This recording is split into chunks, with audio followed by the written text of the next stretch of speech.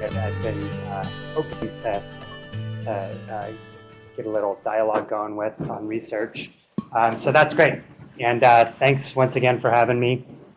And then also working with some collaborators looking at changes in dust deposition across the western US and their potential impacts on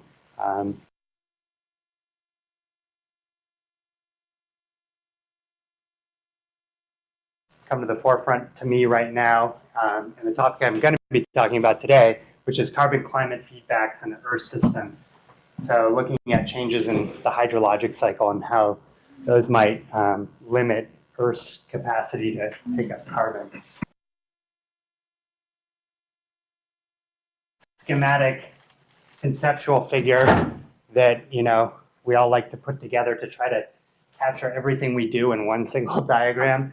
But in putting together this figure, I essentially wanted to look at the elements and how they interact with the Earth's climate system. So I've sort of scaled these pools. So this is a pool of available water on Earth's surface, and it's mainly in the oceans. So 155,000 times 10 to the 19th grams of water. Most of that's in the ocean.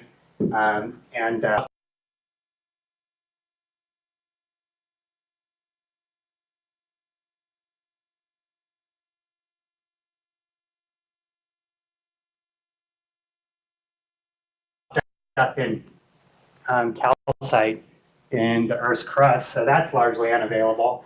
But you can see that there's roughly 34,000 times 10 to the 19th grams. And then I've got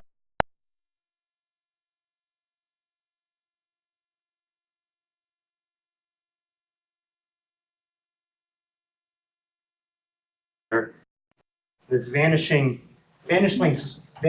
small grain of sand right here is nitrogen and phosphorus, 900 times 10 to the 19th grams. So those are the two elements that we often think of as limiting. They're in vanishingly small pools available for productivity on Earth's surface.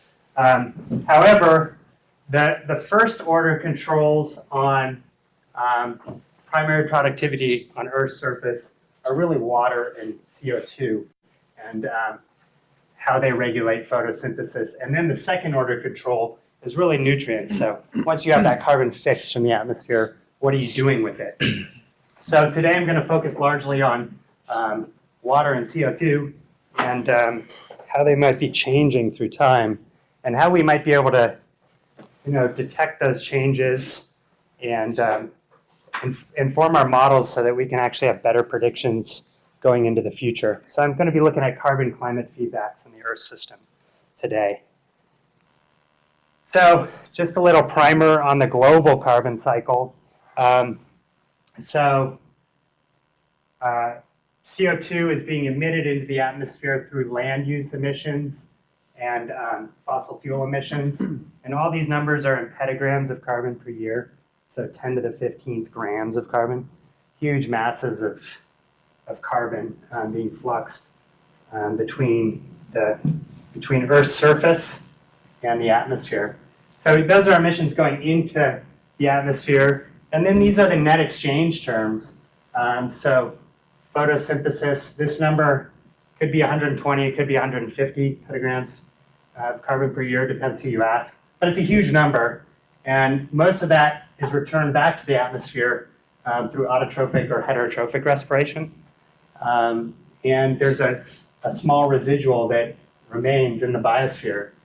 So that's a question of where it remains and how sustainable is that residual over time. And then you see a similar exchange in the ocean, although not the same magnitude, but you see a net uptake of carbon in the oceans.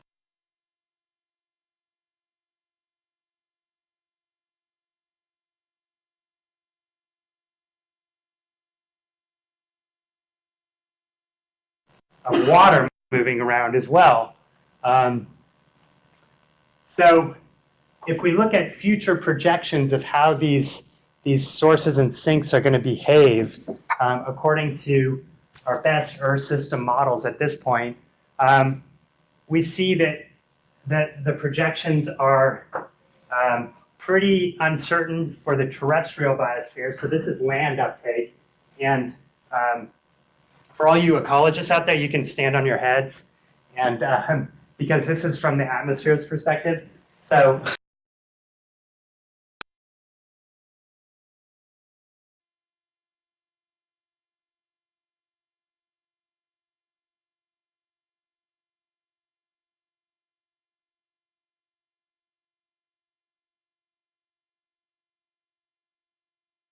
paper by Pierre Friedlingstein, that these are expected to turn around somewhere in the future. So around 2050, these so-called sinks, terrestrial carbon sinks, might reverse and become sources. And we see a great deal of uncertainty in these models and when they're shifting and what they're predicting.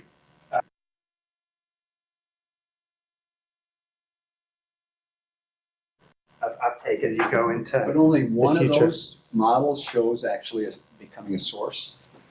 Only no, they all show this inflection, this carbon. So they're taking up more and more carbon, and then at some point in the future,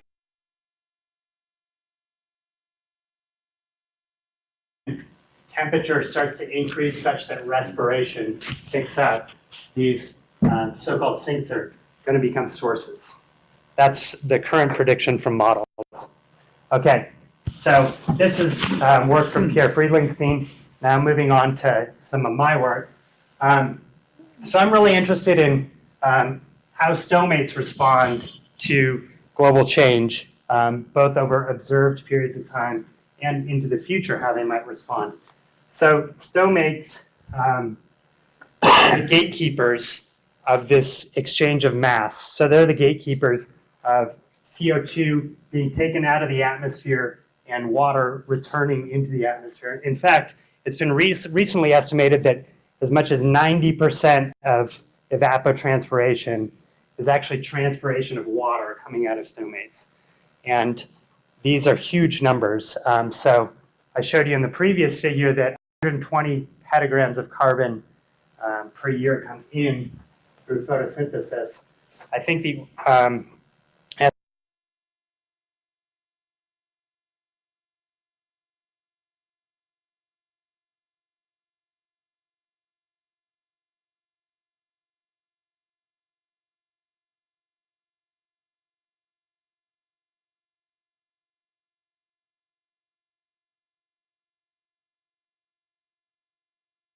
estimates for is critical to have any credible predictions of how the biosphere is going to respond into the future as both CO2 and temperatures increase.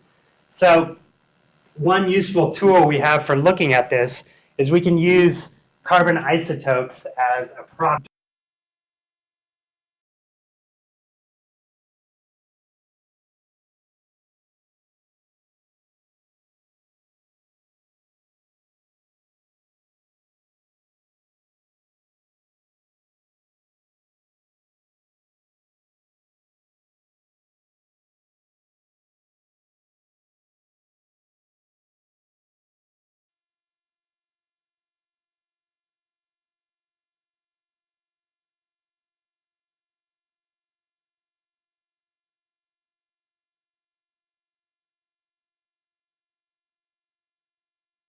During photosynthesis, ribulose phosphate, Rubisco, really prefers the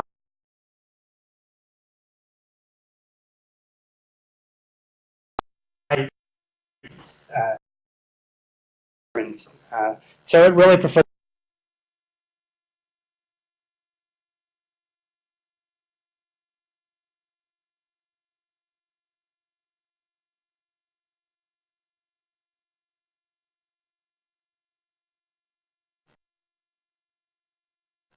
so we use this tool to investigate how these stomates are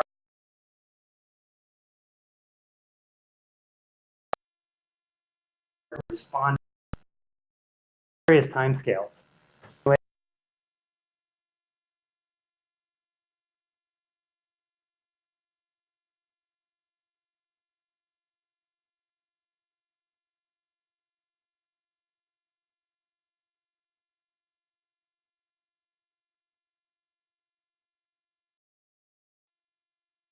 in the growth of combination with atmosphere to see if we can really detect what stomates are responding to on a seasonal timescale. And then in order to help us interpret these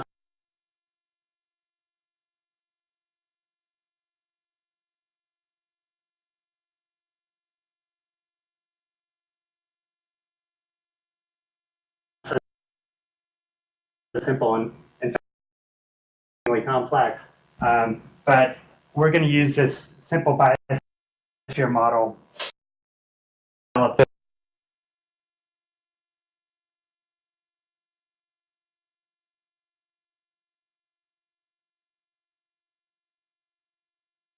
this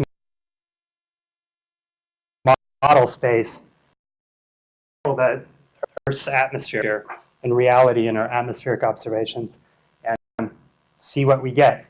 Is it important to distinguish?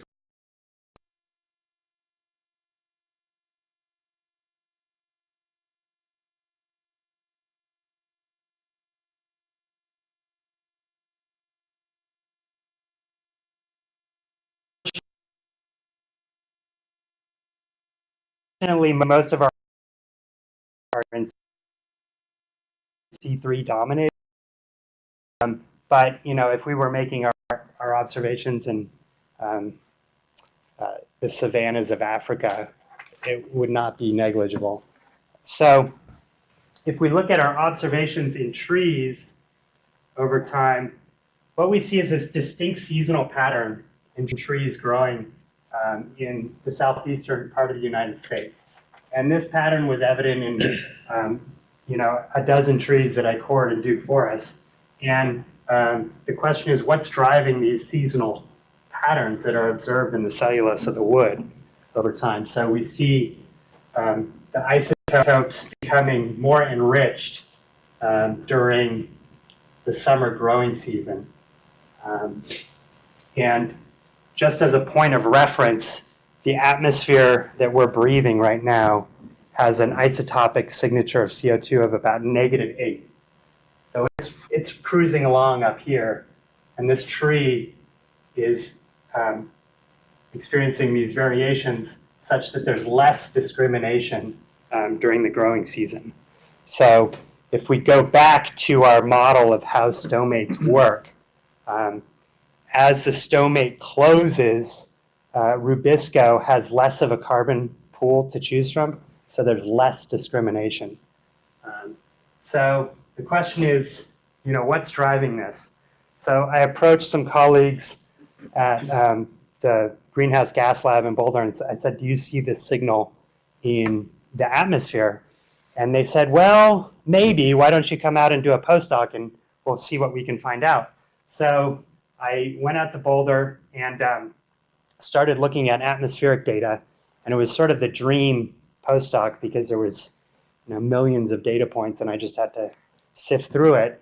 But it was kind of dizzying. But here are observations from a site near North Carolina. This is a tower site. So you see that characteristic increase in CO2 over time and the seasonal cycle of uptake during summer months and release during winter season. And then here's the delta C13 of CO2. So just as we would predict, if you draw down this lighter isotope during the summer months, you leave the remaining pool in the atmosphere enriched. You know, everything's behaving properly.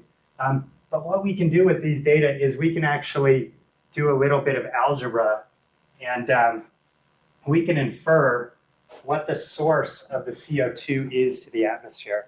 And Dave Keeling was the one that pioneered this approach.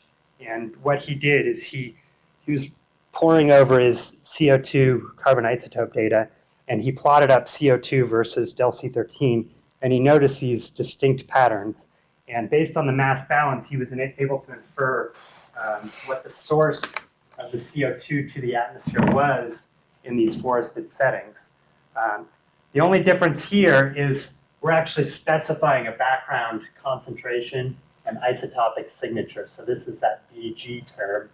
and that corresponds to this blue this background curve, which is a background-free troposphere measurement made at Niwot Ridge in Colorado. So we can play this game, this little algebraic game, and we can solve for this delta S term, which if you plot out the data is your slope. So we can start pooling all the data and look at different months and essentially construct a climatology of isotopic fractionation and its signature on the atmosphere. And if you do this over a decade's worth of data, you start to see this very interesting seasonal pattern start to emerge. And it resembles the pattern that we were observing.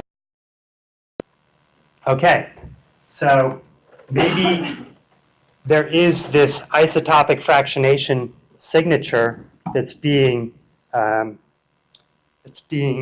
imparted by the biosphere. Maybe we can detect it in the atmosphere. So this is somewhat reassuring.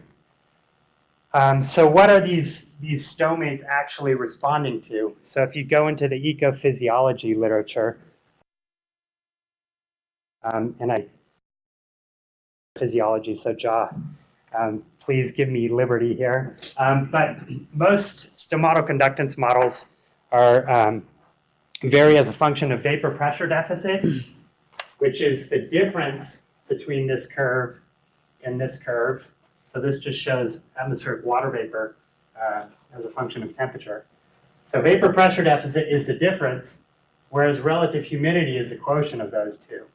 So, you know, even though they're metrics of the relative atmospheric vapor pressure, they're fundamentally different metrics. And people have used both these drivers to for stomatal response. And there's been empirical relationships made between VPD and relative humidity to predict stomatal response over time.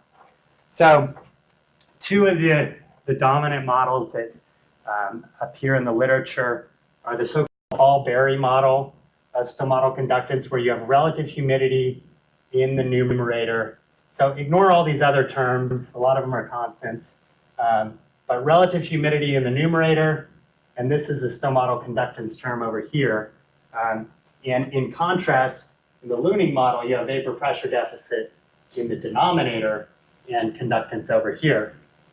So if you look at this site in Duke Forest, we can go and we can sample our model just the way we sample our atmosphere. We see that these two models, so the Ball-Berry model would predict more depleted values during the growing season, whereas the Looning model would predict more enriched values during the growth season. So what do we see in our trees? So if we combine all the trees together, we see that the trees, the seasonal cycle, showing more enriched values during the growing season. And then the atmosphere shows that same pattern with a slight offset. But so then we have two lines of evidence suggesting that, first of all, that trees are responding to water vapor, and that this signature is then imparted to the atmosphere in that autotrophic respiration. And secondly, that they seem to be responding to vapor pressure deficit in this particular setting more than relative humidity.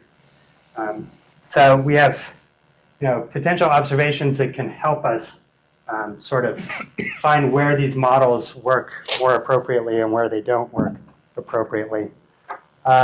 So where else do we see this pattern?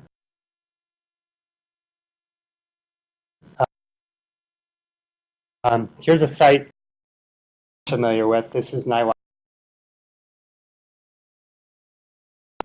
University of Utah has been making measurements using a laser for about a decade now. So he's got measurements every second or something of both CO2 and C13. in that CO2. And when he plots his data up on a seasonal time scale, so once again, we're looking at January through December, we see that there's also this seasonal cycle evident at Niwot Ridge if you look at the eddy flux data. And then these are R-squared values based on that correlation fit that you use to derive this delta S term. And these gray values are points where the R-squared drops below this threshold. And Dave isn't as confident that this technique works in the winter months. But during the growing season, there's this, irrefutable seasonal cycle in isotopic fractionation happening, and it's finding its way to the atmosphere. Okay, so we have observations in the trees showing the seasonal cycle, observations at an eddy flux site, and some evidence that this signal is finding its way farther into the atmosphere. So if Dave does his correlations, this is a paper that's in review in Global Biogeochemical Cycles, and what we found is a strong relationship with vapor pressure deficit, once again at this site, and soil moisture shows less of a strong relationship with this so-called canopy fractionation. So this is the difference between the biosphere, which is riding along here at -28, and the atmosphere, which is riding at -8. Okay. So now the question is, how widespread is this signal? So we've documented that we can see it in North Carolina, we can see it at Niwot Ridge. Well, we have this global network, or at least hemispheric network, of atmospheric CO2 observations from all these sites, ranging from Barrow, Alaska, to this site in Algeria. And it's a remarkable data set.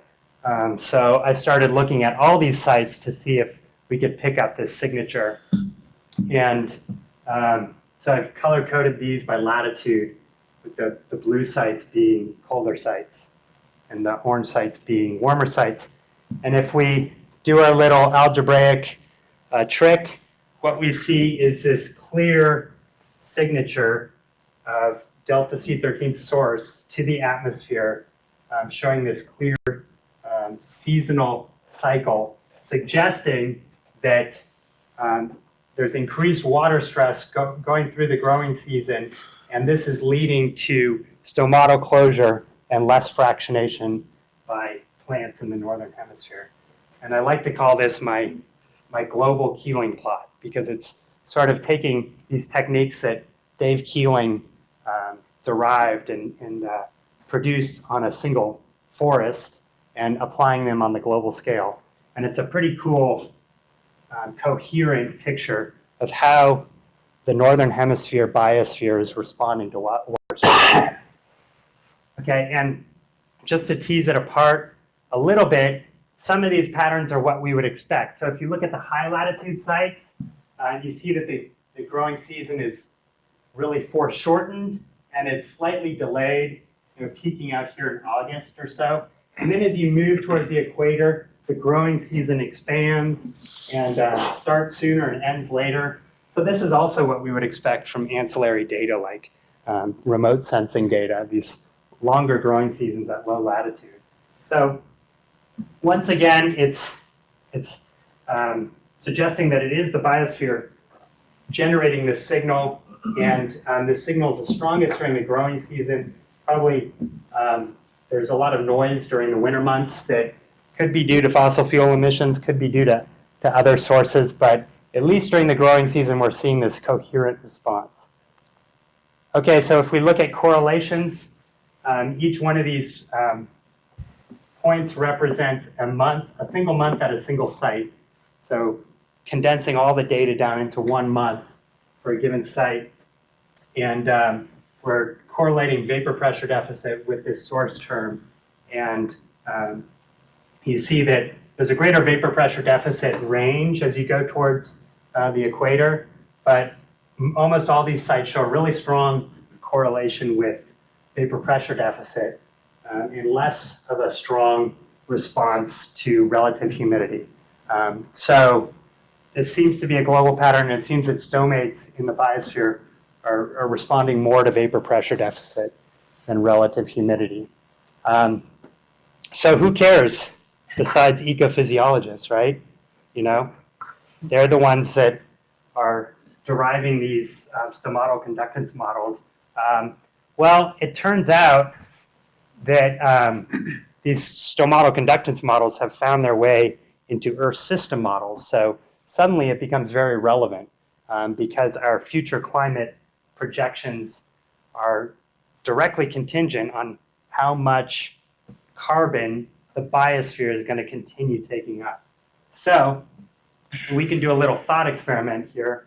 So returning to the response of saturated vapor pressure here in the top curve and actual vapor pressure as it responds to temperature, you see that they both respond in a nonlinear fashion in response to temperature. This is a classic Clausius-Clapeyron relationship that we all are familiar with from our hydrology class. But how do these two metrics of atmospheric water vapor change as we move into the future, a warmer world? So we'll just take an extreme case here. So let's say temperatures at 10 degrees, you know, these are just rough estimates, but you might expect a vapor pressure deficit of 0.5 kilopascals and a relative humidity of 50%. And then if we move up to 20 degrees, this is once again just an idealized thought experiment, but bear with me. Vapor pressure deficit increases to 1.5 kilopascals from 0.5, but relative humidity remains the same.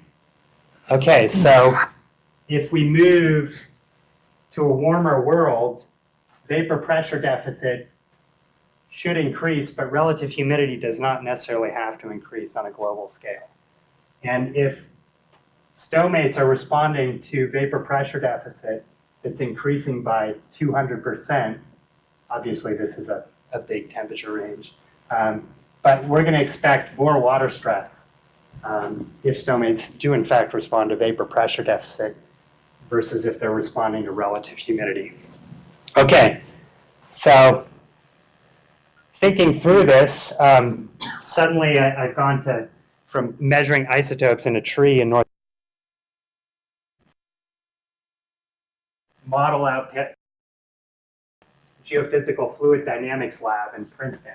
And okay, so my question is, how do relative humidity and vapor pressure deficit change in a warmer world?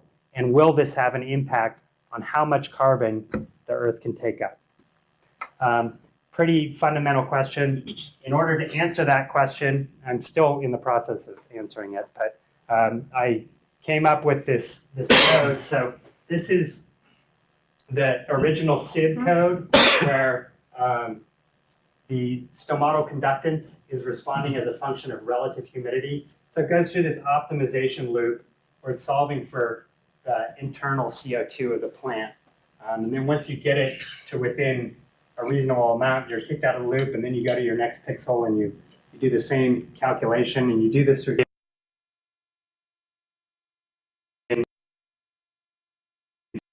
the community NCAR's submodel of the Earth system model at this point. So this little routine, based on the Ballberry stomatal conductance that was derived from a greenhouse experiment at Stanford University, has found its way into the SIB model and now is in our Earth system models for projecting climate into the future. And as far as I can tell, Ballberry's, the formulation was just a dissertation. So this guy was doing his dissertation. He had no idea that his dissertation was going to find its self.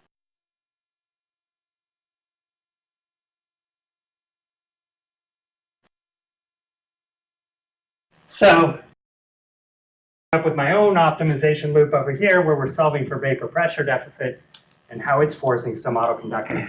So I can run these parallel loops through time and see what they produce. And these are still preliminary results, but just to prove to myself that relative humidity was not necessarily changing, this is a simulation. Here's Australia, here's Southeast Asia, here's the southwestern United States, here's Africa, Western Africa. Let's run through that again now that you're oriented.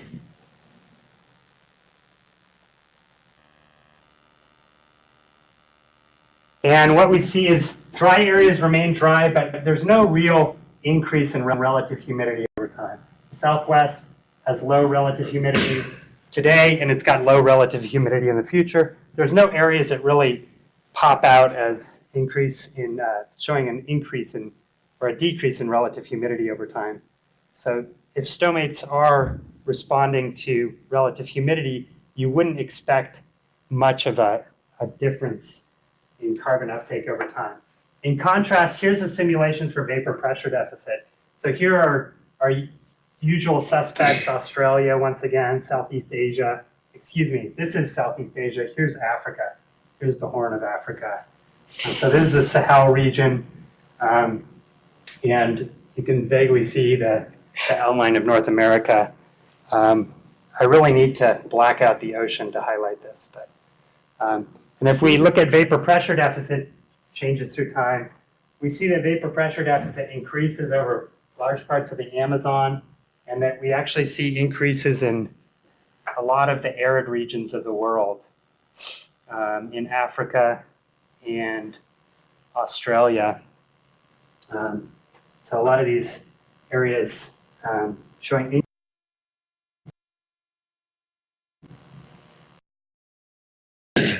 So what impact does this have potentially on the carbon uptake of the Earth?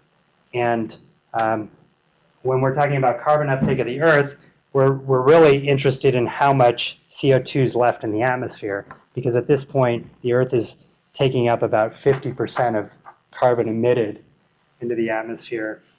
So this is the carbon assimilation over that same time period. Is the difference between the two simulations. The vapor pressure deficit driven model minus the relative humidity driven model. So negative values appear in red and indicate areas where we suspect there might be diminished carbon uptake going into the next century. Southwestern United States, even into the northeast part of the United States. This southern part of the Amazon, the Pantanal, shows potentially a decrease in carbon uptake. Northern Australia, I mean, Australia is kind of screwed in all these to begin with, so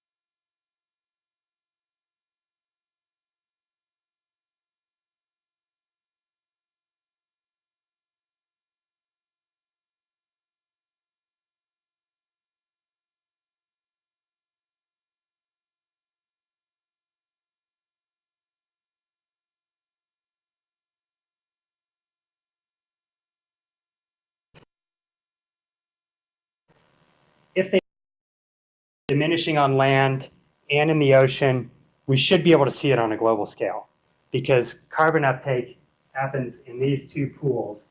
So if both land sinks and ocean sinks are in fact diminishing, we should be able to see it in the atmosphere. So if we just step back and define a mass balance of the atmospheric growth rate of CO2 has to be a function of fluxes coming into the atmosphere and uptake leaving the atmosphere, simply based on the conservation of mass.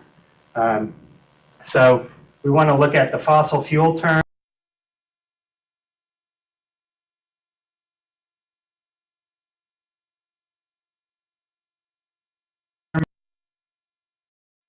Here and this down. And then we can look at the net uptake or the sum of uptakes as ocean uptake here in blue and land uptake in green. So these are estimated fluxes to the atmosphere. CO2 in the atmosphere is measured, so direct observations, and ocean uptake is measured by partial pressure CO2 measurements made in the ocean. So by difference, we can estimate this term. So we measure this, we estimate these, and we infer this. Okay, so very easy, right? That's simple algebra. Well, it turns out that it's tricky because there's error associated with all these terms. And this error is, like many sources of error for those of us that make measurements, they're dizzying once you start thinking about them. And you know, what are the sources of error? Many of these sites in the global atmospheric CO2 monitoring network are people going out and taking flasks and putting corks in flasks and sending them to Boulder where they're measured. So you can imagine the infinite sources of error. However, at the global scale, most of the error associated with estimating the atmospheric growth rate of CO2 is associated with the network itself.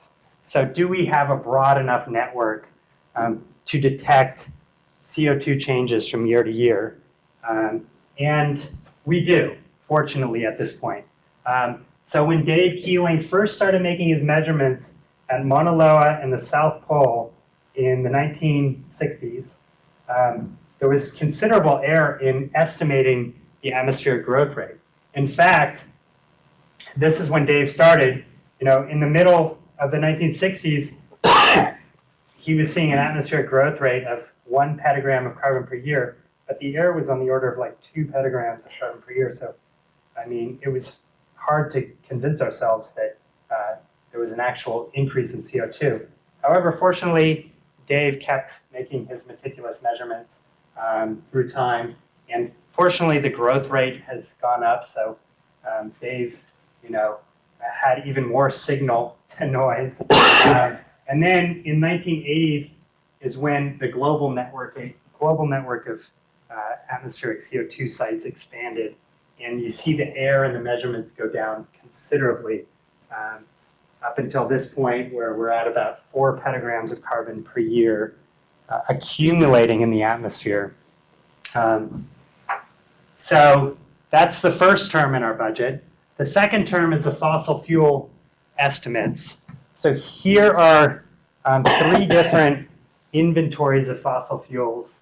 These are inventories from British Petroleum, or BP as they like to refer to themselves these days, EDGAR, and the Carbon Dioxide Information and Analysis Center at Oak Ridge. And these are all pretty similar, except over the last decade where they're actually diverging. And this has to do with subtle differences in the inventories and how they're constructed. This leads to an increase in error over time. And it turns out that one of the main sources of error in these inventories, there's 2 primary sources of error. One is that they have different methods for deriving their estimates. So they're in some ways independent estimates. But also the fact that they are serially correlated through time. So when China's CO2 estimates for this year are audited, and somebody says, well, you're not getting your numbers quite right. What they do is they retroactively correct all their data. So they'll go back and correct their emissions for the last 20 years. So errors that they made 20 years ago propagate into the future. So they're not independent from year to year. And this is similar to your taxes, right? So if you're like me, you go into your closet, your shoebox in your closet, and you pull out your tax form from last year, and you just lay down your new tax form and you fill in the blanks for this year. It's like Mad Lib taxes, right? And that your assumption there is you made no error last year. But if you made an error last year, you're certainly making it this year, and it's propagated in the future.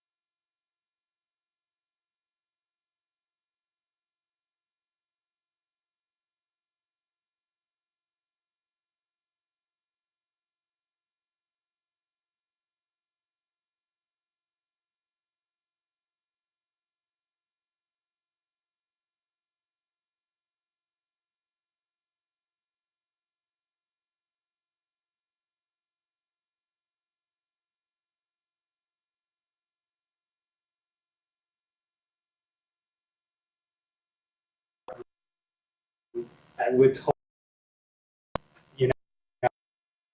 you can see here land use emissions remain pretty constant, but then drop down. And I asked you, I said, what are the error estimates on your land use emissions? And he said, I don't know, like 50%. And I said, okay, we'll go with those. This is the subsequent error on the land use emission. And, so the land use emission data are really high, but fortunately for the global budget, land use emissions are going down. So really, fossil fuels are really driving the global carbon budget at this point. So then we have all the Monte Carlo simulations of different fossil fuel inventories. So this is our different inventories of fossil fuel. So each one of these is a matrix of emissions. And then I combined all the matrix and different combinations to come up with 4,500 emission scenarios over the last 50 years. And this is what we get. So this is like 4,500 possibilities of emissions. And if we take those and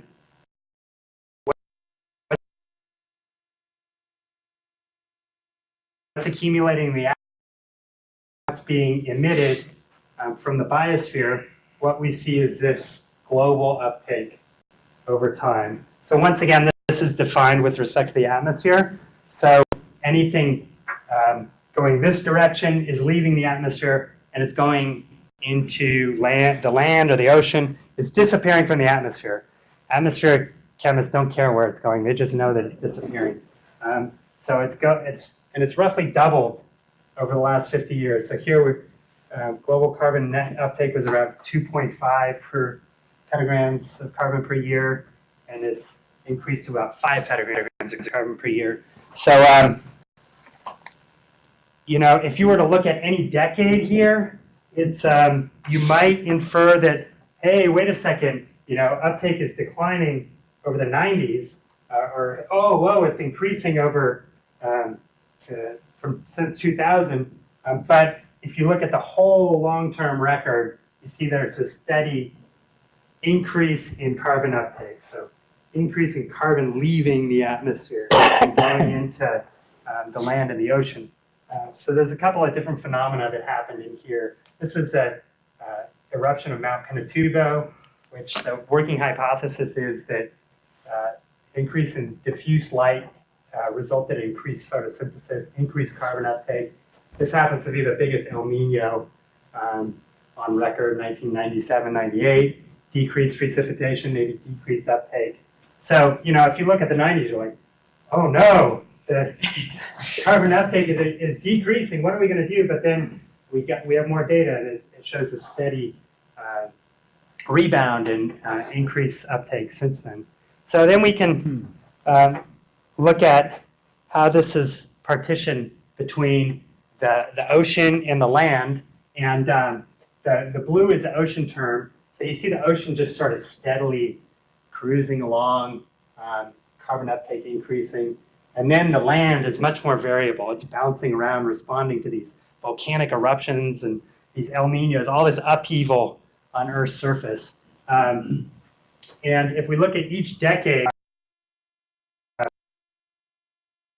once again, distribution that's to the left of 0 is going to be increased uptake.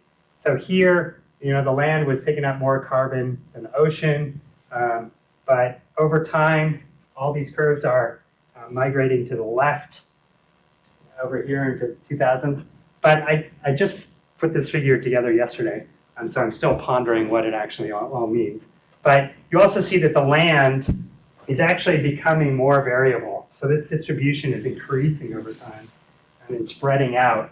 And that's pretty interesting. It suggests that these land carbon sinks are fluctuating much more than they used to. A lot more oscillations and maybe leading to tipping points and all these things. But the land is much more variable than the ocean. So if we can conclude from this portion of the talk, we see that the atmospheric CO2 growth rate continues to increase, but the uncertainty in estimating is actually going down. And this is kind of an interesting point because scientific literature, popular press, are dangerous levels of atmospheric CO2. So Jim Hansen says 350 parts per million is a dangerous level of atmospheric CO2, and Jim Hansen is retired, so he's becoming more of an advocate for reducing CO2 emissions. So they've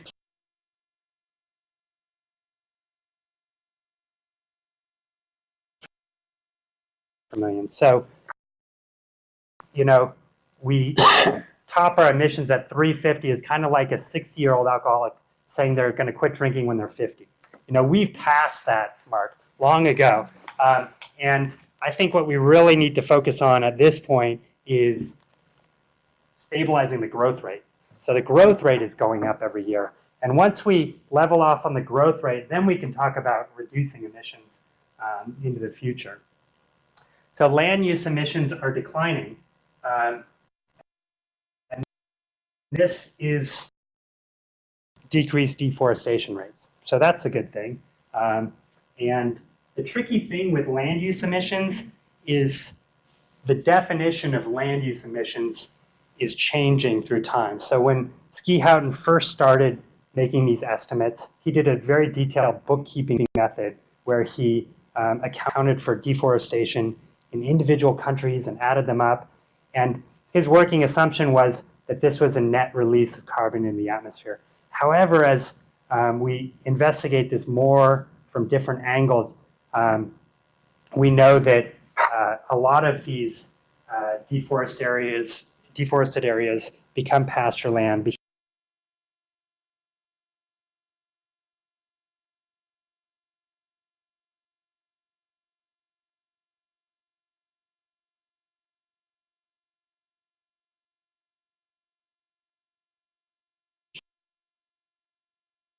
of land use emissions. And I think we need to really focus on maybe splitting up this term into land use emissions that lead to CO2 entering the atmosphere and those environmental processes that result in carbon uptake. Things such as end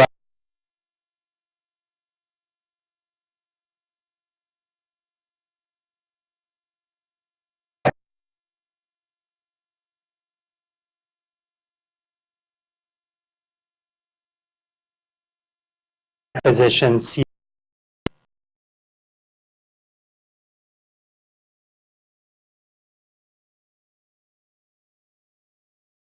fossil fuel emissions at this point is greater than the total land use emissions. So, this term is being dwarfed by fossil fuel emissions. And lastly, there appears to be this unshrinkable sink. So global carbon uptake has doubled over the last 50 years and continues to go strong. And the question is, how long can we rely on this carbon uptake? And also, what are the detrimental impacts of this increased carbon uptake? And these detrimental impacts are really obvious in the ocean, where we see increases in acidification. They're less obvious on land. I mean, forest regrowth is not such a bad thing, maybe unless it leads to increased wildfires or things like that. But how long can we rely on this increased carbon uptake? And there was an interesting paper just came out in PNAS where they took this observation and went a little further and said, well, what if we couldn't rely on the biosphere to take up all this carbon? What would global temperatures be today? So they discovered that CO2 levels would be about 80 parts per million greater than they are today, and the temperatures would be about a degree warmer than they currently are if we didn't have this carbon crutch, which is the terrestrial biosphere that's continuing to take up a quarter of our emissions. Okay, so with that, I want to end it just with a simple reminder that we have a sample size of 1. So, from a human perspective, this is quite frightening because we only have 1 Earth. But from a scientific perspective, it's pretty cool and challenging. So I think it's an exciting time to be engaged in Earth science. So thank you.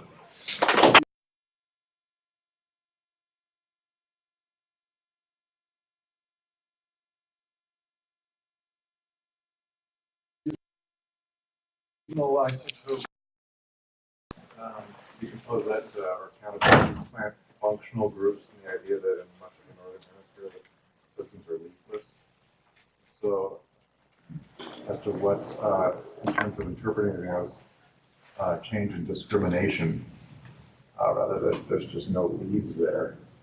So leafless throughout the year or during the winter months? During the winter months, angiosperms versus gymnosperms, basically. Yeah, so we published this paper in Biogeosciences showing this seasonal pattern throughout the year. And Dave Bowling approached us and said, hey, wait a minute, guys, this technique doesn't seem to be working as well during the winter months. And we get really big errors on that regression analysis that we do, suggesting that there's probably a variety other than the biosphere. So the biosphere signal strength is much less, and other sources like fossil fuels are probably leaking into the system and confounding our ability to really pick up that signal. Yeah, so I think there's less of a autotrophic respiration signal because there's less autotrophic respiration going on. Plants are just not as active, in this senescent period during the winter. Yeah, so we have to account for that. Yeah, Ja. Some of the data that you had, like particularly in Barrow, like the northern latitude sites, do you see any evidence that, like permafrost melting, there's older carbon going into the atmosphere so that the isotope signature is changing because the plants were fixing carbon, I don't know, thousands of years ago under different yeah, I don't know if that would have a different carbon stable isotopic signature. There has been this observation of increases in the amplitude of the CO2 signal. So it suggests that when you go to places like Barrow, there's this huge amplitude in the seasonal cycle of CO2 through time, and that's growing. So it's bouncing more and more. So it could be due to increased uptake during the summer months or increased respiration during the winter months. And it could, in fact, be that we're seeing more respiration of permafrost in these high latitude sites, contributing to that higher peak during the winter months.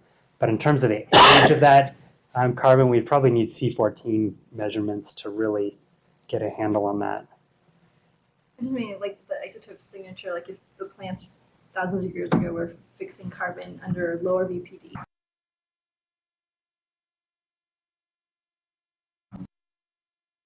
That would somehow.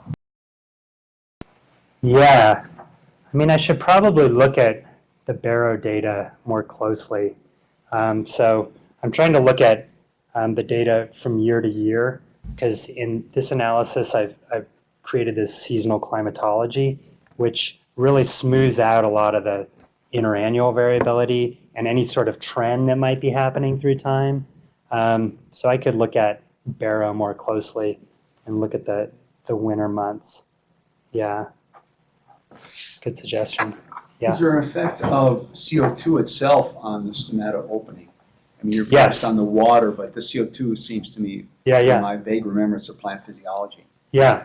I think I have that slide. Oh, I do have this slide here. So we know that as CO2 increases, that plants can become more frugal with their water, right? Yeah, that's what I was thinking. So they're constantly doing this trade-off of optimizing how much carbon they can take in and how little water they can lose into the atmosphere. So here's the assimilation of carbon through time based on these two models. And so you see the strong CO2 response here. And this is when CO2 levels off. And then this is the stomatal conductance. So this is reductions in stomatal conductance over time. And that's the response to CO2. So plants are able to be more frugal with their water. So we have these two competing Is that forces. included in your modeling? Yes, it is. And essentially, we're just looking at the difference between VPD and relative humidity, but they're both being subjected to the same amount of CO2 over time. In response to CO2 or vapor pressure deficit, you're transpiring less water. So how's that going to alter climate over these terrestrial continents into the future? You know, if 90% of the current evapotranspiration comes from transpired water from plants, if we suddenly start reducing that down, or you know, how's that going to affect continental scale climate? I mean, these are big questions because we're dealing with such big masses of elements. So that isn't included in your model? The CO2 response is, yeah, it is. So that's it. In this assimilation, you see increases in carbon assimilation over time. Yeah. All right.